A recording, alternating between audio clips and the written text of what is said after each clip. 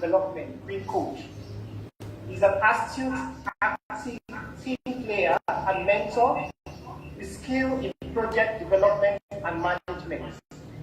He's multifaceted and multi-talented and has worked both in development and humanitarian emergency response in northern and southern parts of Nigeria.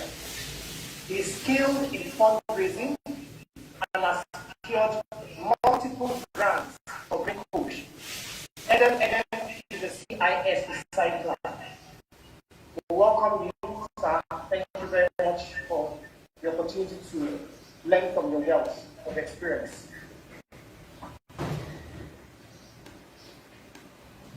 Okay, thank you, Lagos State Chapter of SACIFA. It's a pleasure to be here. This is a very good initiative, and I appreciate the ESCO of SACIFA. I've also been a SACIFA state chairperson or coordinator for over 6 years in Cross River State. It's a pleasure to be here. Basically, what we are going to do today, I'm just going to share my experience around proposal writing and fundraising generally. It's not going to be very detailed training, but it's also good to give NGOs a little background around proposal writing, grant making process, because I've realized that a lot of organizations or a lot of individuals set up organizations, and this organization exists without attracting any funding. So with today's presentation, you'll be able to see where you have gaps and then try to close those gaps with some of the ideas and experiences I will be sharing with you today in this presentation. If you need detailed proposal training, you can as well search out for such trainings or contact me if you need my own support, or join Green Code Mentoring Hub, where we are also supporting NGOs, young NGOs in trying to get their to get stabilized in grants making and proposal writing. So without wasting much time, I just want to thank all of you for finding time to attend today's class. So in today's class, we'll be looking at key concepts, and then we'll also be looking at key components of proposals and concept notes. I'll also be sharing my personal lesson learned over the period, and also we'll be giving you tips why NGOs are not getting grants, and then talk a little about adopting a grant making worksheet. Then the floor will be open for questions and answers or comments, or because I also know that a lot of other people have passed through this lane before. So what is the objective of today's meeting? The objective of today's meeting is just to improve participants' proposal writing skills as strategies for raising financial resources for their projects. Most people fund NGO, and when you ask them, they say, okay, I have passion for this, I have passion to cater for the widows because I've been a widow, or my mother or someone around my neighborhood have been a widow, so I see the suffering, what they have been passing through. So I have this passion to set up this NGO. So you cannot do NGO work without the Naira and Kobo, especially if you're in Nigeria. So basically, we're encouraging participants here to see how they can improve on their strategy of raising financial resources for their project. So basically, that's what we are going to talk, and that's one of our objectives for today's class.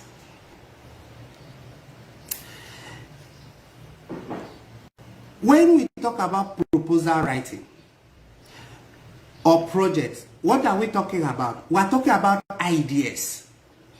Ideas is what we try to put a pen and paper together.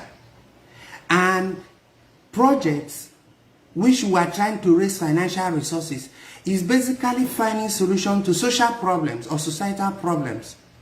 And these ideas must be innovative and must be creative. So in writing your proposal, for you to have a winning proposal, you must always have not at the back of your mind, but in front of your mind, innovative and creative ideas. So let's look at key concepts. In fundraising or in raising financial resources for your project, these are some of the key concepts that you'll be coming across. One is proposal.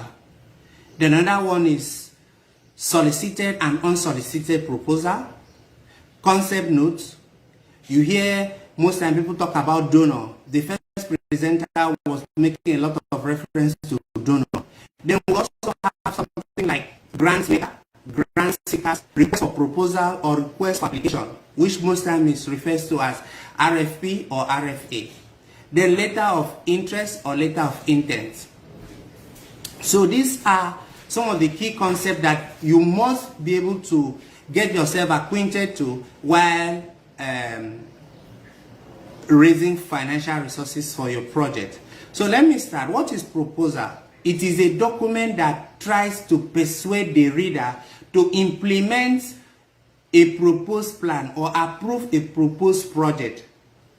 So whenever you want to persuade somebody to see things the way you want, that is a proposal.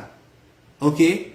So now when it comes to proposal, we have two types of proposal. We have what we call solicited and unsolicited proposals. Now, solicited proposals are proposals where the grants maker or the donor or the funder or the partner put a notice across asking people, interested persons, to submit a proposal. That is solicited. Then there are other ones, there are other grants makers or donors that just have their portals open, and which you can, and their email addresses open, and their areas of program areas of interest where they want to put in their money open, and then you can submit to them at any point in time. Such proposals are called unsolicited proposals. Or take for instance now, you know that Coca-Cola exists, and part of their corporate responsibility is to also save the neighborhood and also to maintain environmental sustainability.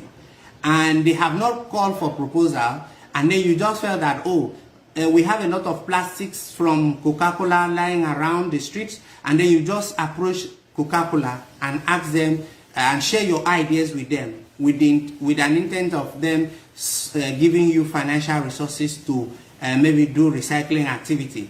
So that is unsolicited proposal. Then let's look at concept note. It is a summary of a proposal containing a brief description of the ideas of the project and the objective to be pursued. Concept note is just brief. Most times it's like 1 page, 2 pages. So it gives the grant maker or the donor or the partner an idea of what you want to do. So the next concept is donor. A donor is someone or a corporate entity who is giving a lawful or a legal gift in terms of cash or money. Then grants makers, these are corporations or foundations, typically offers grants to local NGOs or non-profit or for social goods. Grant seekers are individuals or non-governmental organizations or non-for-profit that are finding funding opportunities and organize grants and applications. So they organize grants, so they are the one looking out for funding opportunities or for financial resources to support their project. Then the request for proposal, or what we call request for application, or RFP or RFA, is a document that solicits proposal. Recall when we talked about solicited, I mentioned this. So solicited proposals are done through RFP or RFA. So in that document, the donor, which is the grant maker, will list the terms and conditions, the program area, perhaps the budget ceiling, the duration, the geographical locations where they want such project to be implemented, or their geographical coverage area. So these are areas that the RFP covers. So grant seekers then look at them. Then there's also another one called a letter of interest. Some grant makers also call for letter of interest. Basically, why they do this is that they also understand the the amount of resources and energy that will be put into reviewing proposal if they should just issue RFA or RFP, as the case may be. So most times they just issue they ask you for letter of interest. So where you just highlight some of the things that you want to do, and if it is appealing to them, they will now ask you to submit either a concept note or a proposal. Now, let's look at a proposal. A proposal basically is divided into two major sections. One is a technical section, and then the second is a financial section. And then we have the annex coming just behind. And it is not in all proposals that you will have to write or submit an annexes. So let's look at each of them one after the other. So let's look at grants that are available. Types of grants. We have different types of grants. We have research grants. We have pilot and demonstration grants. We have institutional grants, which covers equipment, maybe to build your own office, etc. We also have fellowship grants. We also have capacity building grants, and then we have direct intervention grants. Please, where you have concerns or you need to ask questions, please just write it down. Then you can ask me when we come to the Q&A session. Now, classes of grants. We have basically three classes of grants. We have small grants, we have medium grants, and we have large grants. Now, the classes of grants are determined by the amount of money that is involved. Okay? So small grant ranges from $500, sometimes up to $20,000 or pounds, or whichever currency the grant maker is considering for the grant. While medium grants sometimes ranges from 50,000 to sometimes 500,000 USD or pounds, or whichever currency that the donor might choose to.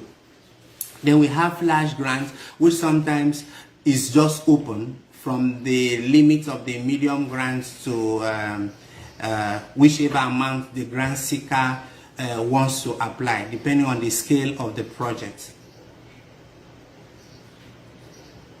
So now let's look at the technical sessions. When writing a proposal, these are things that you need to consider in the technical session. One is the cover sheet. The cover sheet must, which is more or less like the cover page, must have the general information about your organization, the name of perhaps who is submitting, the name of the organization, the address, contact information, emails, phone numbers, and perhaps your website as well. So all these ones are contained there. Then the next thing which follows that is table of content. It is not in all cases that you might have table of content, okay? So, but sometimes if you are writing for maybe a medium or a large scale grant, table of content is also very important, because in a large scale grant, you write a lot of narrative, okay? Take for instance, European Union or European Commission proposals. The minimum page you can submit will be like 80 pages. So you need to have a table of content to guide the reader or the reviewer. Then you will need an abstract, which is just a brief concise, but this abstract is only for research grants. Okay? So when you are writing a normal grant that is not a research grant, so you can avoid abstracts, okay? But the most important part will be the executive summary. Here, the executive summary, like the name implies, is a summary of all that project entails. So, at a quick view, whoever is reviewing your proposal should be able to see all that is entailed in your proposal without reading the other pages of your proposal. So it must be able to, your executive summary must be able to cover the title, the objective, the goals, the target you are targeting in terms of numbers, and then the problem that you are going to address, the duration in which you want to address, the amount of resources that you need, and then the end date or the end time. Okay. Then the next thing you need to consider in your technical session is the problem statement, or sometimes we say needs, which you are trying to address. Recall when we were looking at proposals, we say it is a document is aimed at addressing a social problem or a community problem or identified problem. So that problem, you must be able to state that problem clearly in your problem statement, and you must be concise. Then the next thing you need to look at is goals and objectives. I always encourage people, when you are writing a proposal, don't go for more than one goal. Have one goal and then have a maximum of 3 objectives. Now, this is very important because if you are developing a European Union proposal, the more you have, the more your goals are and your objectives, then you get confused when you are populating your log frame. So, for you not to be confused and then miss out of the logical framework, just limit your goal of your project to just one goal, and that one goal must be concise and in summary tell someone what you want to achieve at the end, during and at the end of that project implementation. Then the next one is project design and methodology. You should be able to tell your donor or your reviewer how you are going to implement this project if money is given to you. Then a very important component of a technical proposal is the monitoring and evaluation section.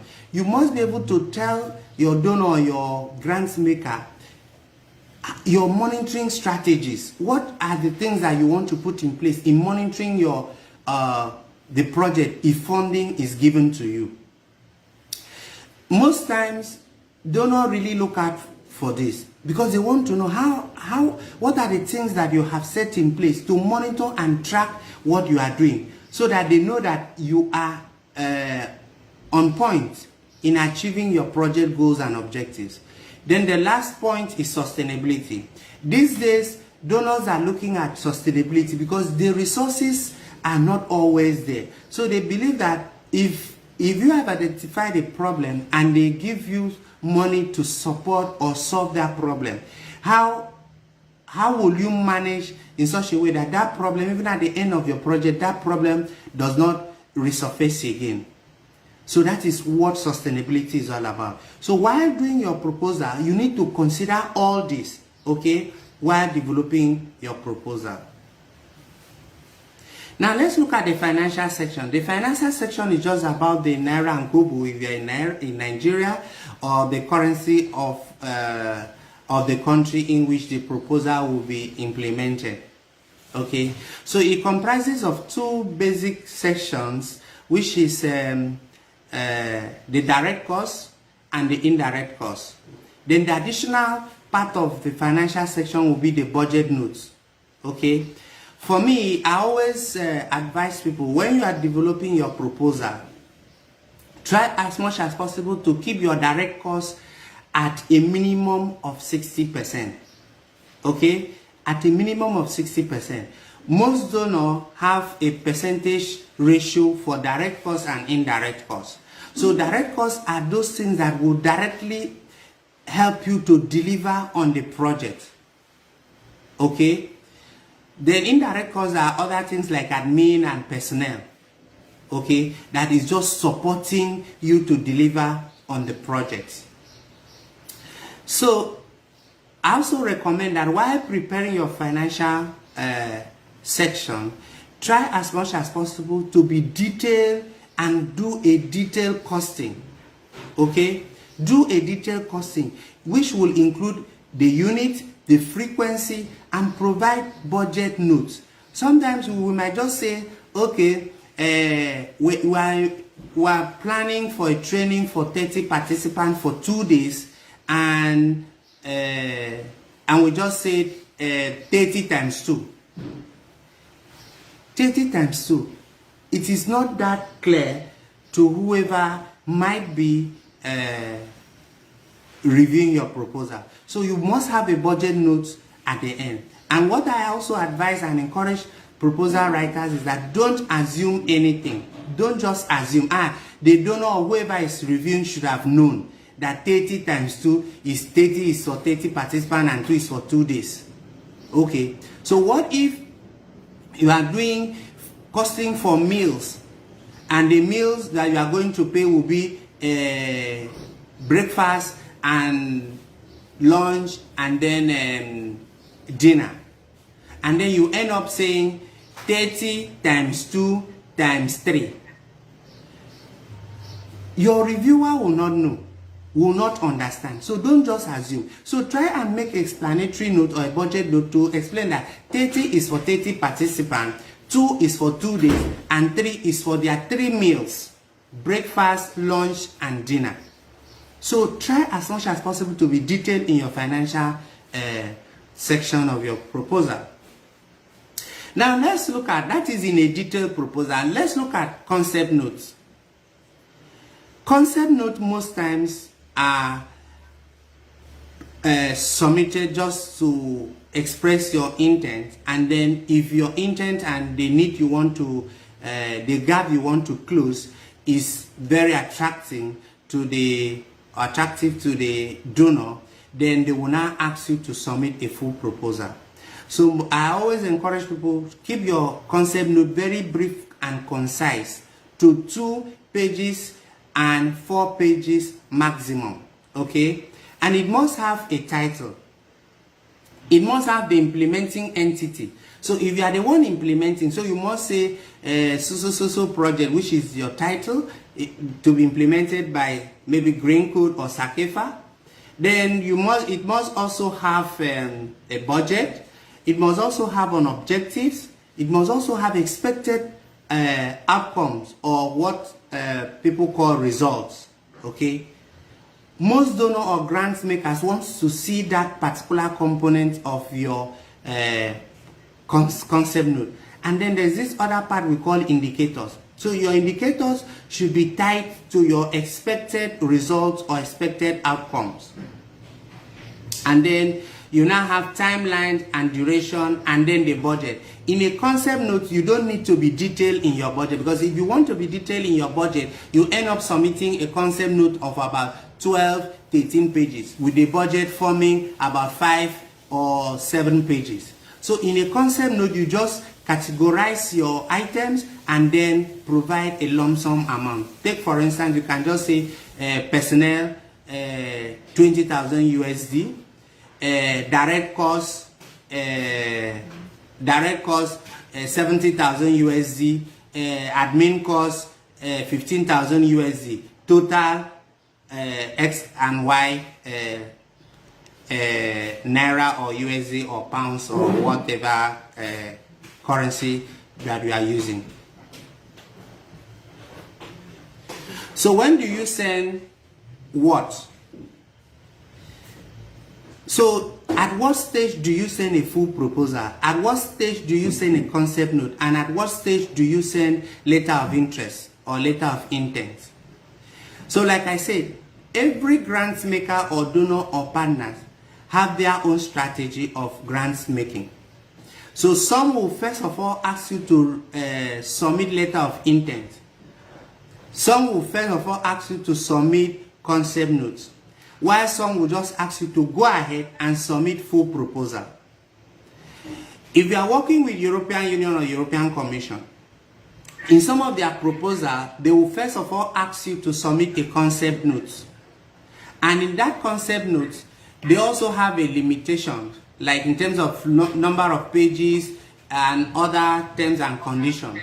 So you need to look at them, and then once your concept note is accepted, then you will be asked to submit a full proposal. Recently, I think early this month or late last month, there was this current USAID call through Scale. Scale asks for people to submit concept notes, and those that submitted the concept notes and their concept note was attractive to the Scale team, they have asked them now to submit full proposal. So it goes on like that again. In the case where you meet unsolicited opportunity, so what I will encourage you to do is for you to first of all submit either a letter of interest or a concept note. Don't go ahead to submit full proposal, because writing a proposal is time consuming. So I will encourage you to first of all approach your donor or your potential partner or your potential grant maker with a letter of interest or a concept note. Like I said, your concept note should not be more than 4 pages. These people are seeing a lot of concept notes, a lot of letter of intent on a daily basis, so they will not have time to read any lengthy document. So keep it short and brief and be concise while writing this.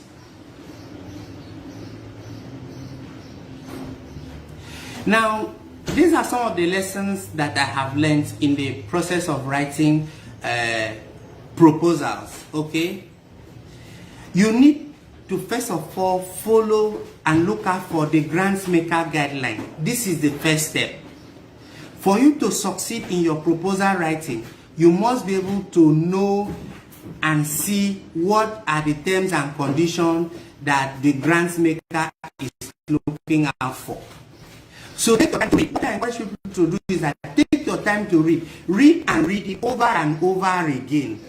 Don't rush your grants guidelines. Okay? Take your time to read. And I also encourage grant makers that grant seekers to also share grants guidelines with members of their team. Because as our faces are different, our level of understanding is also very different. Some of us read very deep and have very deep understanding. Some of us read very deep and have very shallow understanding. So it's better you share the grant guideline. In as much as you are reading, share that grant guideline with members of your team. And then try to hold a discussion meeting. Try to hold a discussion meeting. Let each of them share what they have learned and understood. Okay? That way, all of you will be on the same page. Another person might see what you never saw. So you might be so that way you'll be able to know how to go about writing your proposal. The next thing will be that you need to understand that your donor is always right.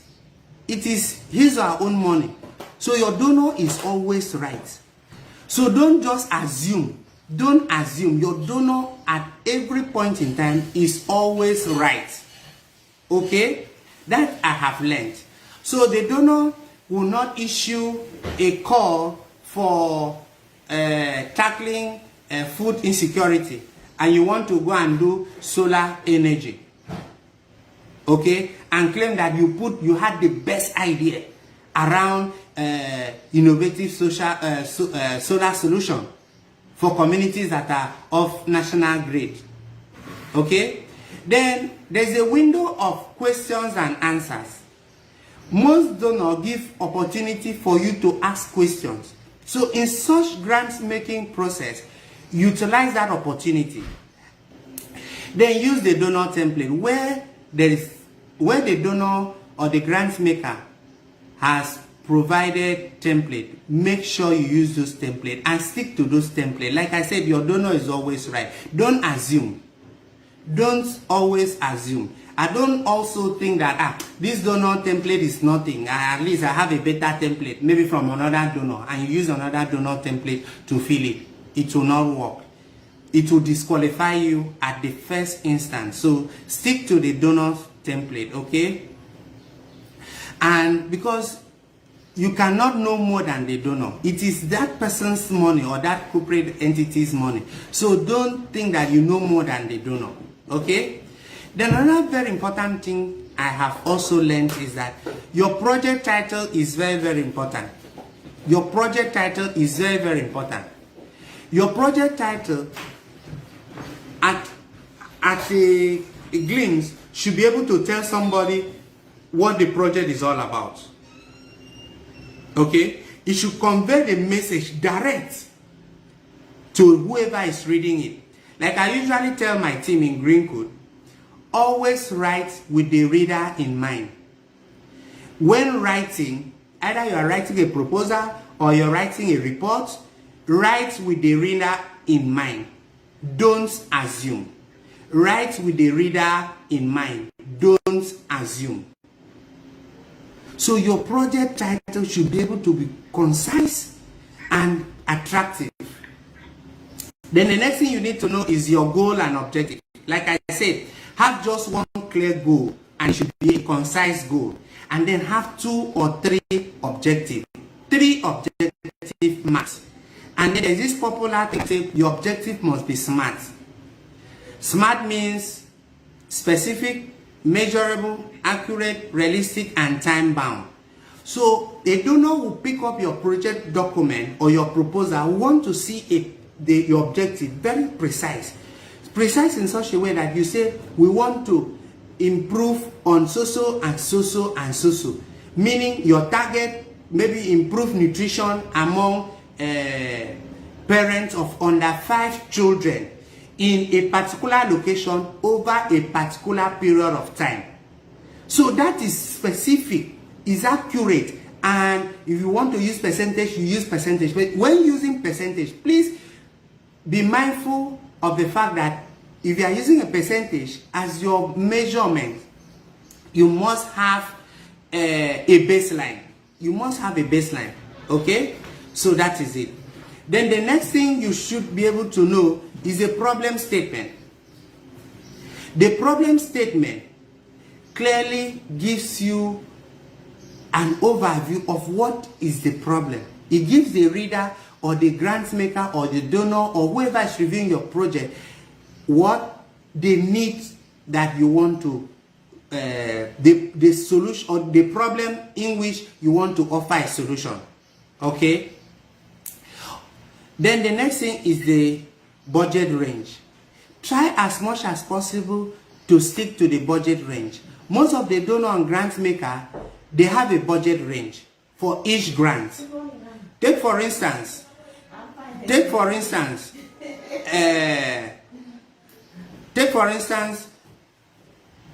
will now say minimum or small grants will be between 500 USD to 10,000 USD or pounds as the case may be. Okay, stick to that. But again, I encourage grants proposal writers to always dream big, but don't go above the donor ceiling. Each donor have their ceiling, so don't go above it. So no matter how, okay, if your budget must go above that, try and make that excess cost your own contribution or the community contribution or contribution from another partner. Okay, now also it is very important that you start on time. Always start your proposal on time. Don't just assume. For instance, if the deadline is 30th of July, don't think that I still have 30 days. You might be deceived. Okay? Because proposal writing involves a lot of time, paying attention, and then a lot of groundwork will go into it. And again, as an NGO worker, you never can tell what might come up in between 1st and 29th of May. Okay? So don't take anything for granted. Start on time. So you can use 2-3 days to read the guideline very, very well. Share it with your colleague. Then hold a meeting. And then if there's opportunity, share some components or consult your team, go to the community, gather baseline information that you will use, do literature reviews. So that is why I'm saying there's no time. Understand your donor and the contract requirement. So understand your donor. There are some donors that have some funny things. Take for instance, if you are writing a proposal for EU, European Union, you must be able to understand that this is European, so you must use European English. So don't, even when you are using your computer and your keyboard has been set to use American English in places of S and Z. So please stick to your donor language. Okay? Then another thing too is that if you are writing for like a European Union, they have a particular font size and font type. So if you are someone that is already used to a particular font size and font type, when writing for European Union, stick to their font type and font size. Some of them have word limitation, so stick to that word limitation. One single character above that, your proposal will be disqualified. So stick to that. Stick to the number of pages that they ask you to write. So all those ones, I put them under understanding your donor. The recycling of proposal, I have learned over the years that it is very, very possible to recycle your proposal. A proposal that might be rejected by one particular donor might be very appealing to another donor. So don't just give up once your proposal is rejected and then you say, oh, this proposal is a bad proposal. No, remember always that you are standing competition with other grant seekers. So at a particular point in time, if your proposal is rejected, look at it, and then if it is possible, write to that donor or the grant maker, asking them for clarification where your proposal failed to meet their criteria. So that way, you'll be able to achieve, to know where you have gaps, and then you write, you review your proposal to close that gap, and then send it, either wait for their call the next time or submit to another donor. I have a situation where I have recycled one proposal for the past 3 years on nutrition project. I have not actually changed apart from updating my problem statement and including recent data. But the set of activities has been the same. And then maybe upscale to include more innovative activities, and then scale up to add additional location. And these same proposals that I've recycled has been going to the same funder, and the same funder has been funding this proposal for the past 3 years. So don't always give up when you have a proposal that is rejected. Go back to your drawing board, review the proposal, and see areas that you can actually make an amend and then move on. Now, your review process. After writing your proposal, okay, take a moment or two to review the whole process. Okay, do spell check. Check your spelling and review your grammar. Like I said, most times we speak English and we think they are correct, but maybe we are not using the right phrase or the right words in the right places. Some of us are very good in speaking English, but when it comes to writing, we have problems, okay? And some of us are very good in speaking and writing, and then we write out of context, okay? So in proposal writing, you, like I said, your donor is always right. So you must be able to write your proposal at every point in time to meet your donor requirement. So that is the only way. Then some people, some reviewers cannot take mistakes. Spelling, typo, it is not about typo, your keyboard or something. So you must be able to take time. So that's why I said your timing for your proposal is key. So you should be able to finish your proposal. If the deadline is on 30th of July, you should be able to finish your proposal latest 21st of July, and then use the remaining days to review it, give to other people to review. So compare sections to funders' criteria. At every point in time, if you are writing a proposal that the donor has graciously given you a template, you must be able to use that template. And some of them, there's an explanation in every section. So go back, after writing your proposal, go back to read the section that explain the criteria or what the donor is expecting from you for every section, and then compare with what you have written if it is in order. Then check to ensure that the section flows. The logical what we call logical framework means that it must flow. Your project title, your project expected results. If you are writing for British or for European, it is when you see goal. American use goal, European use results. So when you see these things, please try as much as possible to understand the difference and then flow along with it. So there must be this flow between your problem, the problem you have identified, the solution you want to offer, and the expected results. So there must be that flow in your proposal. So you cannot say the problem within this location is indiscriminate waste dumping, and then you want to train people on how they will be making soup. What is the relationship between indiscriminate disposal of waste and then soap making? Just because you have identified that women and youth don't have skills or they are unemployed. So, but your problem statement is that there's indiscriminate waste disposal, but your activity or your actions is about skill acquisition. So it doesn't go together. So recheck all your maths. Here is about your budget. So look at your budget. Like I cited an example before. 30 participants participating in a training for 2 days, and then they will be eating meals for 3 meals. And then how much will be the unit cost for each of the meals? So these are all the things that you need to put into consideration. So even after that, you need to check your calculation. Check your calculation very, very well. Check your calculation very, very well. Okay? Check your calculation very, very well. Review format.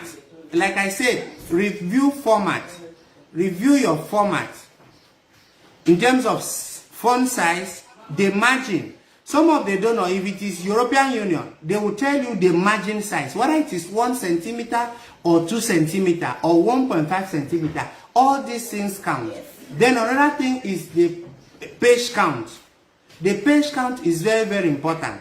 So please look at all this and then stick to that process before submitting your proposal. Then try to upload if it is an online application. This is the strategy I use. I will copy the titles of each of the or the captions of each of the guidelines. I paste them on a Microsoft Word. Then I will write all that I need to write on a Microsoft Word. Then when I want to upload, I will now open the online version. I will copy and paste.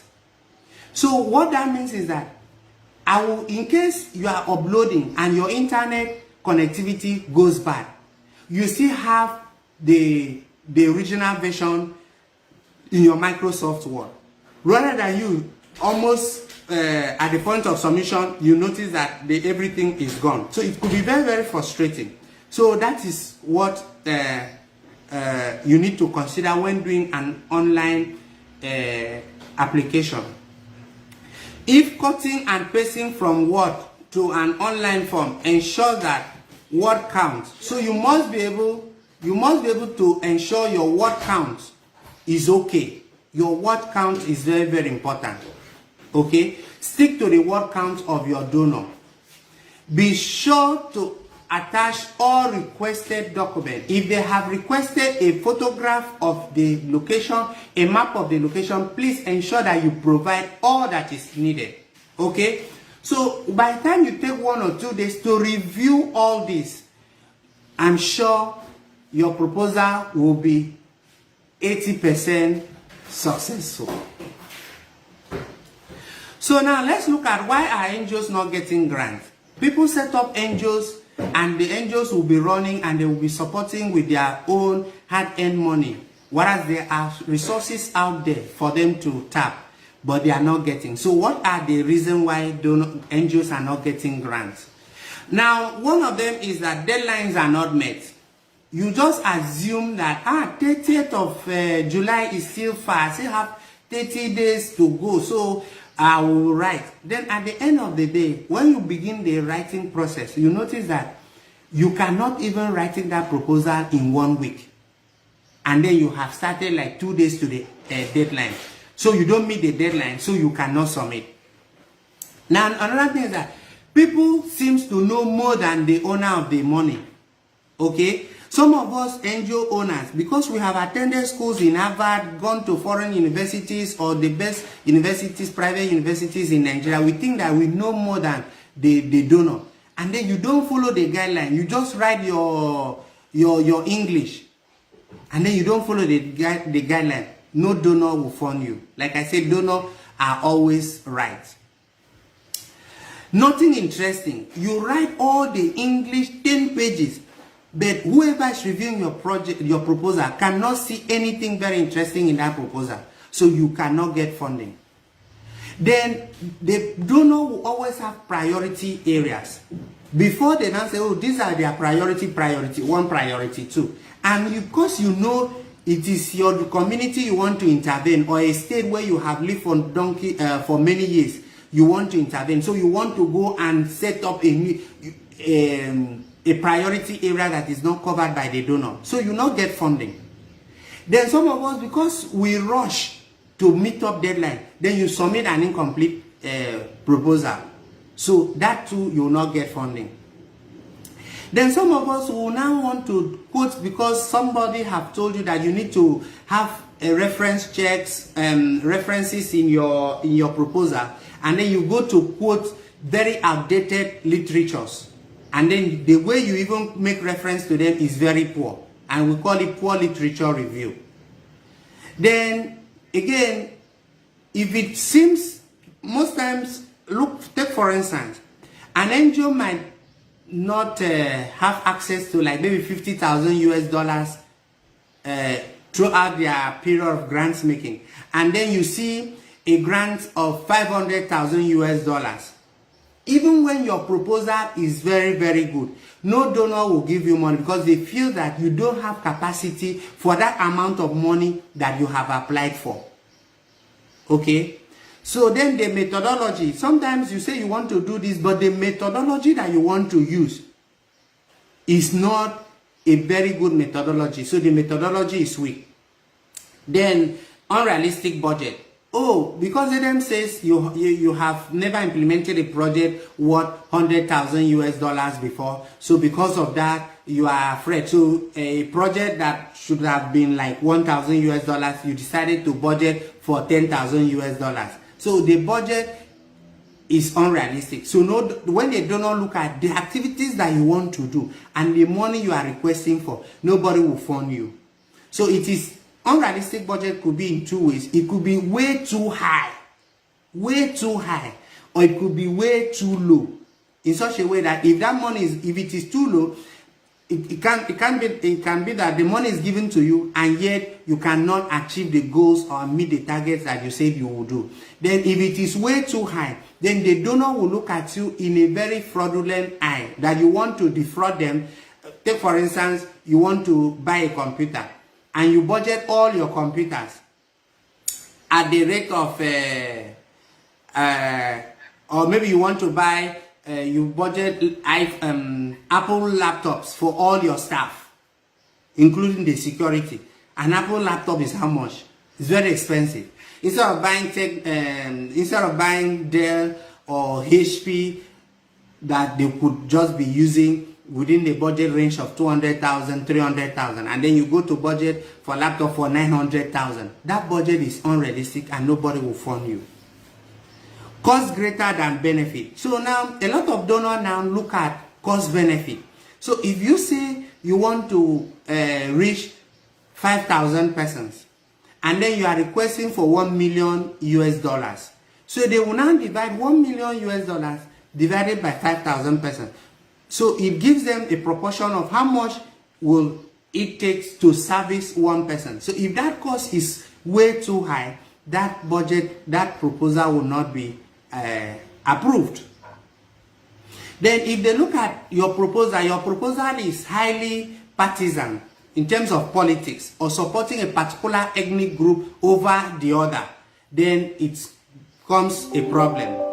The other thing too is poorly written. Some of us, our writing skills is still not very good. So because of that, it cannot be, we cannot get funding Then another thing too is that people set up NGOs and they cannot get funding. Why? Because they don't have adequate access to funding information.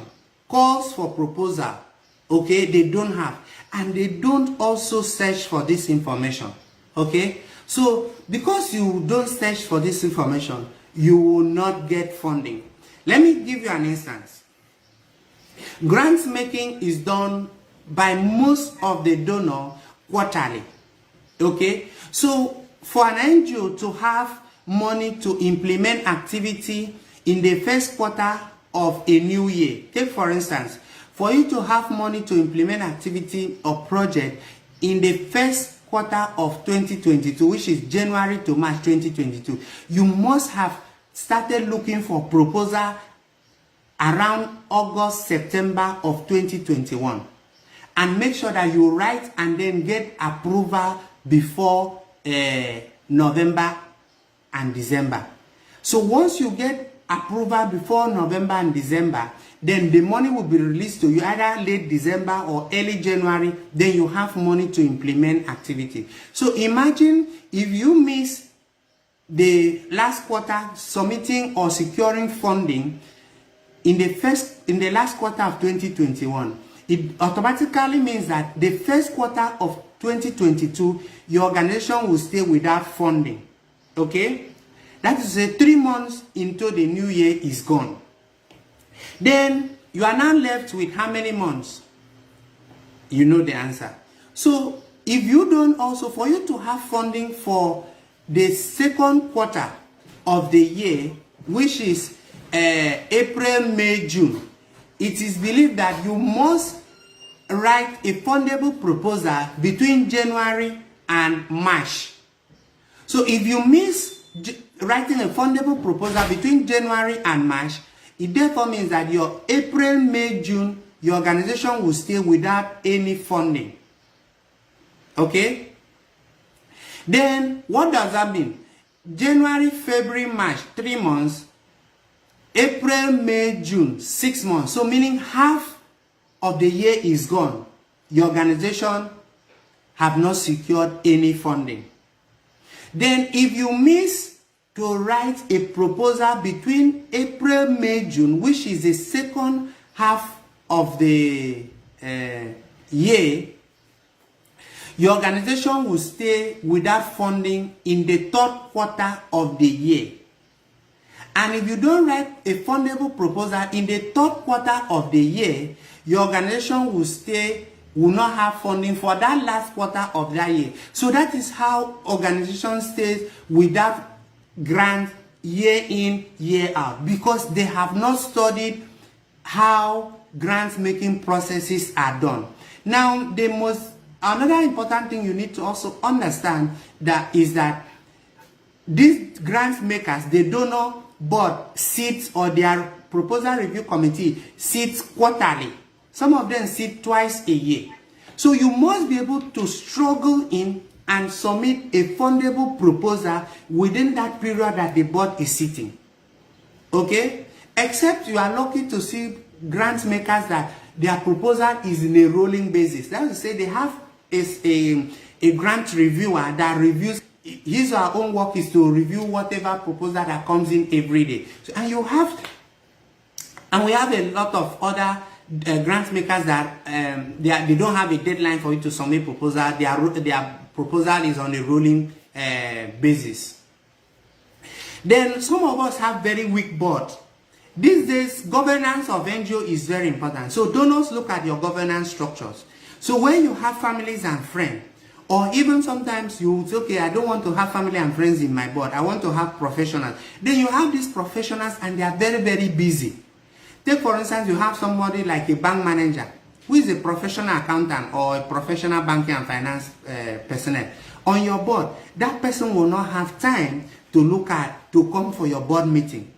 And as such, donor will always look out for your board meetings, what were the board resolution and things like that. So NGOs don't get money, don't get grants because they have very weak board.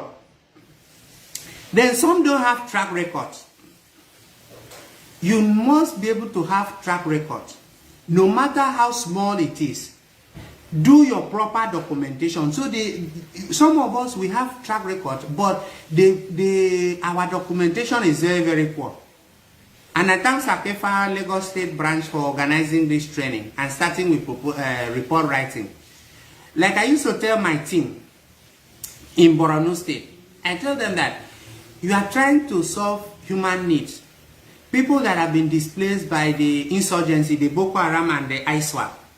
Even though you go and confront the Boko Haram for you to have access to save the internally displaced persons, and you come back, you cannot document your report to present a good and acceptable report before your donor. Whatever money you spend is waste. Is a waste. Because your donor will not wants to see what you did with good pictures, action pictures, and things like that. Then some of us have very low profile. We need to boost our profile. And then poor networking. Some of us, because we just have passion to do a particular thing, and then we are there in our own corner. You need to network. What you don't know is that if there are research institutions, we don't have many research institutions. If you want to go into research grants, we don't have many research institutions in Nigeria. So for you to get a fundable proposal around there, you need to identify other research institutions, either NGOs or government institutions that are into research, and then try to establish some form of relationship with them. Because most times, the donor you are asking for funding might have funded a similar activity or might have funded somebody within that your state or locality or your country. So they might want to do some peer review mechanism to ask, please, do you know this organization? And once they say no, or they try to say, then it doesn't give that donor that confidence to support your project. Then some of us have very weak human resource capacity within our team. Okay? And because of that, they cannot write good proposals. Then some of us are not using the social media. The social media is one of the things that I hardly see a donor agency or a partner that does not have presence on social media, especially Twitter and Facebook. Okay? So they are there. So you also need to be there where they can equally see you. So your profile needs to be upgraded. You need to have social presence. So now, having said this, why people don't have, so what your organization must do to attract more funding. So this is just like the way out. So you must continuously write proposals. Like I used to tell people that there's no best proposal writer. Because even international organizations write proposals and they don't get. Okay? So you not getting a proposal or funding does not necessarily mean that your proposal was very bad. Like I said, you are competing with others. You are competing with others. So you need to continuously write proposals, because that is one of the sure way as an NGO that you can also get funding. So don't be tired of proposal writing. Write proposal always. As you write proposal, the idea or the trick here is that the more proposal you write, the more you improve on your proposal writing skills. So don't just get discouraged. You write one proposal and you didn't get funding and you just give up. No. The more proposal you write, the more you improve on your skills. Then have skilled fundraising team or proposal writers. Even though you are the head of the organization or the funder, try as much as possible to build the capacity of others to write. The people you are building their capacity to write might even come to write better than you. And it will be an advantage to your organization. So meaning they will write and more money will come. Take for instance, you have 3 good proposal writers in your organization, including you as the executive director. You are writing, another person in the organization is writing, and then the third person is writing and sending to different partners in the same quarter. There is no way you send 3 proposals and then at least one of them will not be funded in that quarter. So that is how it is. So network with other civil society. Networking, a tree they say cannot make a forest. Identify, if you are working on child's right, identify other organizations that are working on child right, and even by extension women's right and general human rights. Identify with them. because we are talking about money. A donor will want to give you money when they know that they have that confidence in you, not some you just come from the blues and then they give you money and then the next time they don't hear about you again. Okay, so network with others nationally, within your state, at the national level, at the regional level, and even at the international level. That networking is very, very key and is very, very important. Okay, so identify with civil society networks and coalitions, just like SACEFA. We have several of them based on thematic areas. So we have several of them to identify with them. Pay, some are free, some are you have to pay your registration fee and your dues. So identify with them. Then another thing is performance and credibility. Your performance is very important. Sometimes you have one lead, even when the funding is within your board or you are self-funding your activity, make sure you put out a very good performance out there that it will be documented and recorded. Then there's something about brand visibility. I like talking about this. It is not only private businesses or commercial ventures that should have brand visibility. NGOs should have brand visibility. Take for instance, MTN and Airtel. They already have their clientele base. But every day you open the media, you see them advertising. Do you understand? So you as an NGO, you need to be there in the public space. So you need to talk about branding. You need to have a very good visibility in terms of your logo. You need to be talk about your work on Facebook, Instagram, LinkedIn, Twitter, okay? And organize community activities. When you organize community activities, the community will know you. And by the time community begins to know you, community participation is key in your proposal writing. Okay? So try as much as possible. If you have opportunity, like I talk about networking, network even with media houses, online media, electronic media, and you do a program, even without having money to invite them to come, you can do a brief summary report of the activity, send to them, and they publish it. It gives you that visibility. Post it. Posting on Facebook is free. Posting on Twitter is free. Posting on Instagram is free. Posting on LinkedIn is free. LinkedIn is for professionals. So somebody somewhere might see you. Somebody working in a grant-making organization might see your activity. You understand? You can as well pay for ad. There's Facebook ad. There is a Twitter ad. There is an Instagram ad. You can as well pay if you have the money to boost your visibility. Put it out there in the faces of the people that needs to see. Then look at local fundraising. Now know that local fundraising is very, very competitive. So you see now, like you can now imagine if we have I don't know the number of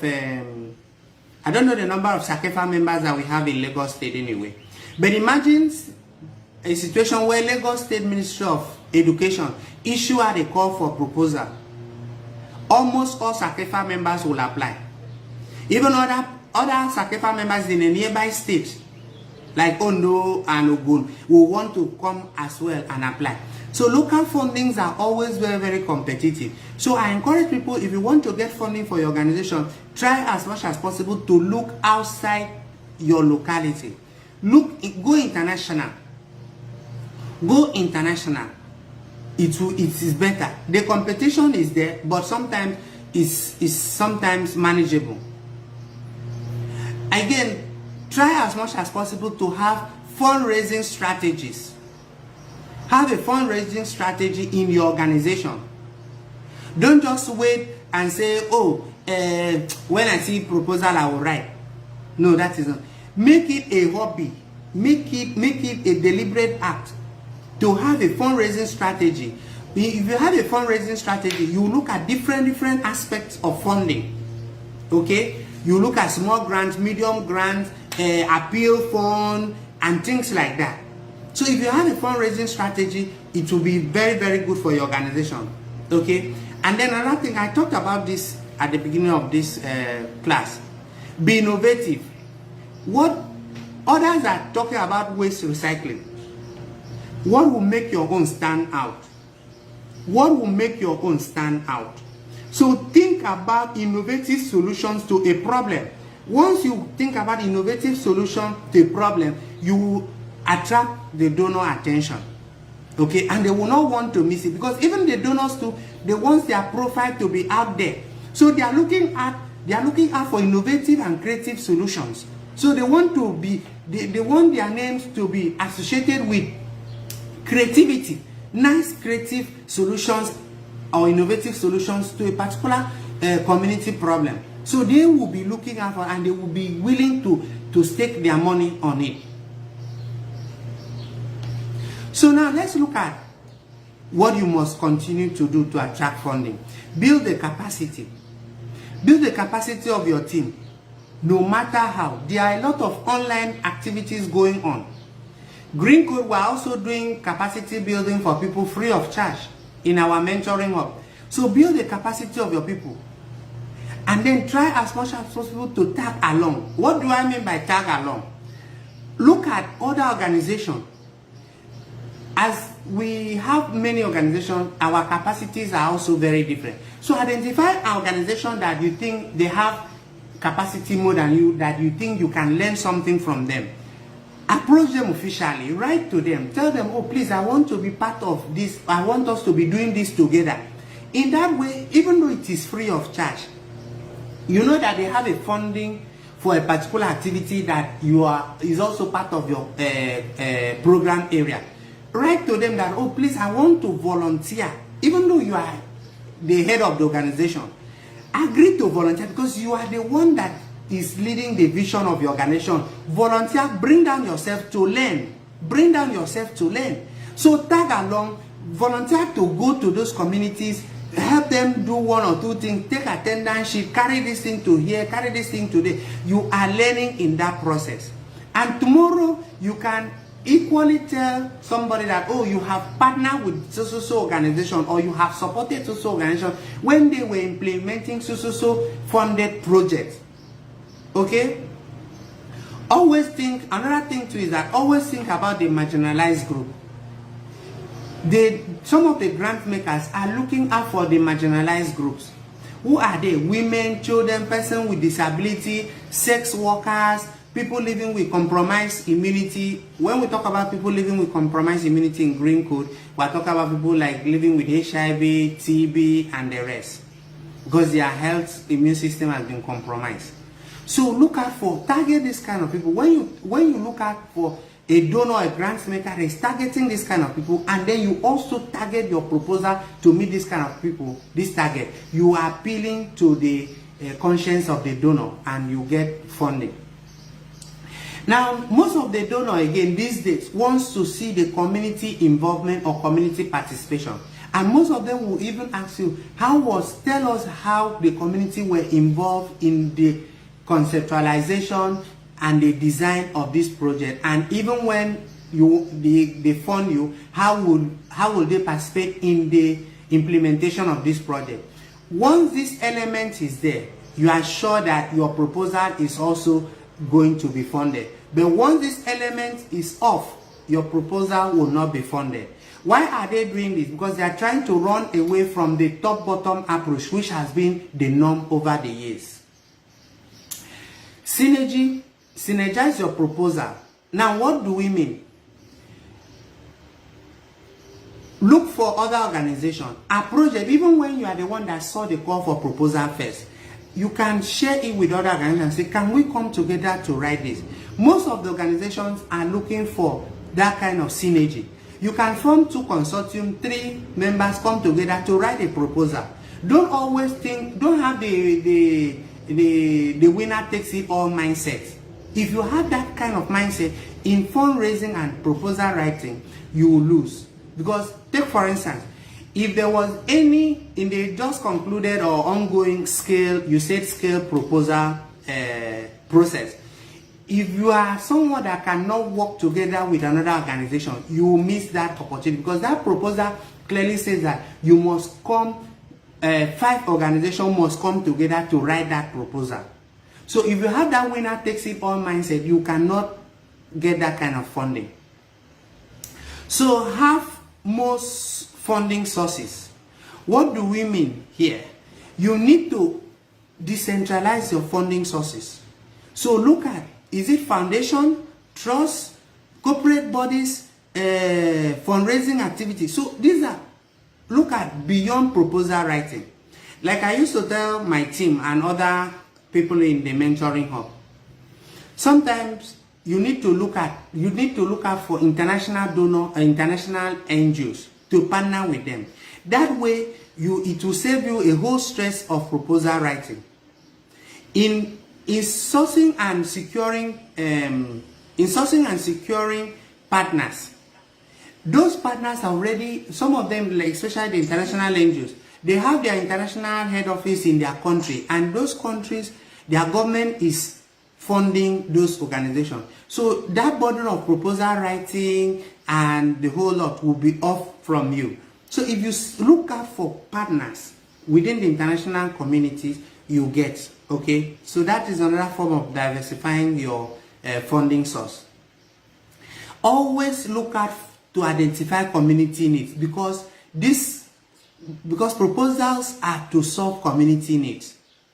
So always identify community need. You might go to a community to do one particular activity, but be observant. Take that opportunity with the resources that you have within that period to look out for other needs in the community. Take for instance, I joined my team to go to the communities. So sometimes we go to do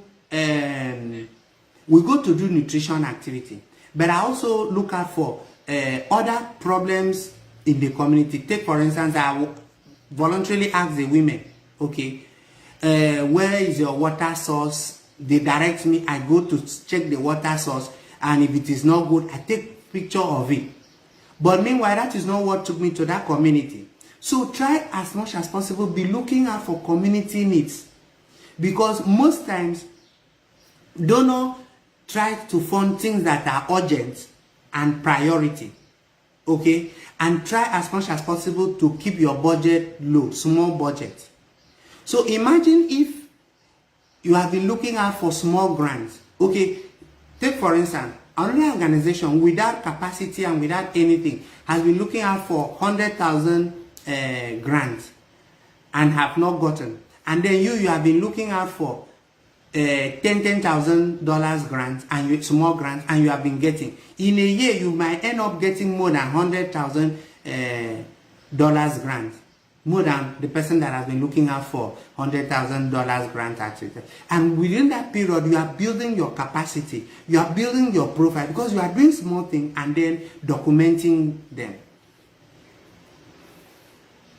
So I have also developed a simple tool to help NGOs that wants to improve on their grant making, and I call it a grant making worksheet.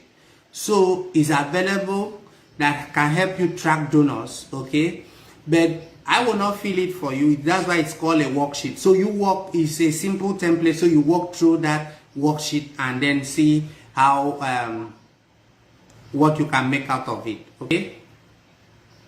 So I just want to say I have come to the end. This is not a proposal writing class, but I've given you the tips that you can use in improving your proposal writing skills, okay? So I want to thank you for your audience, and also open the floor for questions and answers, or even input, because like I said, there's no best proposal writer anywhere in the world. There's no best proposal writer, okay? So some of us might have also gotten some experience that you think you can also add to the benefit of other participants here. So the opportunity is yours now. Please mute your mic. Thank you very much, Mr. Tatum.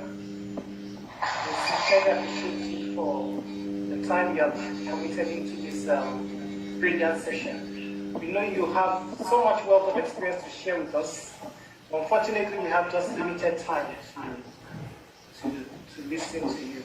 It's okay. So we have a few questions that have come in. Not much questions have come in. There were 3 questions. Okay. I'll just ask them as they come. Somebody asked, what is budget note? Okay. Okay. Let me just answer them since they are not much.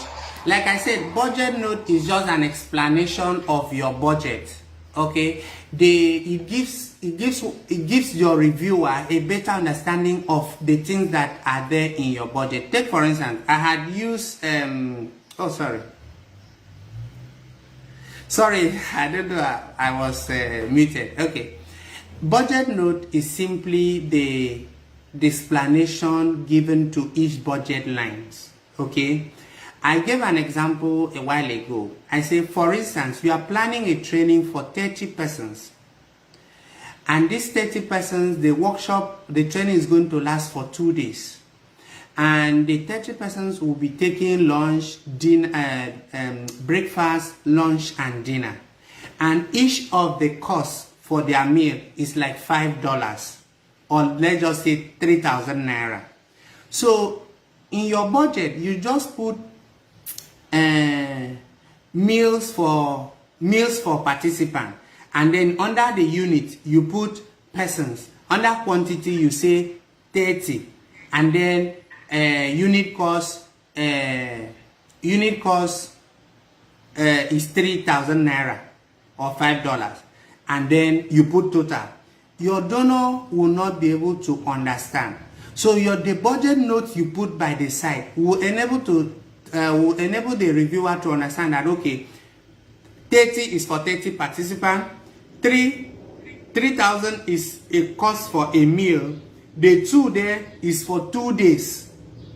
You understand? So you do that for every of your budget lines. So it gives a better understanding, so that whoever is reviewing your proposal will have a good understanding of what your cost is.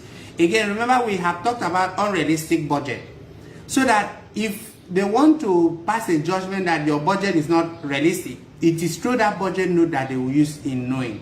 Okay? Thank you very much, sir. The next question is, what if there is no template that is for a budget, for a proposal, call for proposal, there's no template? What do we do? Okay, where there are no templates, okay, there are simple formats for proposal writing. Your proposal must have a cover page, it must have a project title, it must have a executive summary, then it must have goals, a goal, remember, and a set of objectives. Like I've said, let the objective not go beyond 3 objectives. Then you list the activities or the methodology which you want to use, and then the activities which you want to do, and then monitoring and evaluation is a very important component. Then sustainability plan, and that's all. Okay? And then the budget. So that is it. So there's just a simple flow of budget templates. Okay? Okay. Then we also want to know, somebody wants to know that what organizations can we approach who have rolling proposal opportunities? Is there any you can recommend?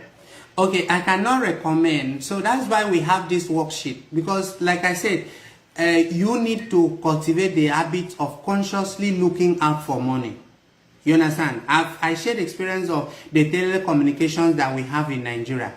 I don't know if any of us have ever cared to look at MTN or Airtel balance sheet at the end of the year, the profit they make in a year. They already, whoever has a line doesn't need MTN to advertise again. Is it not so?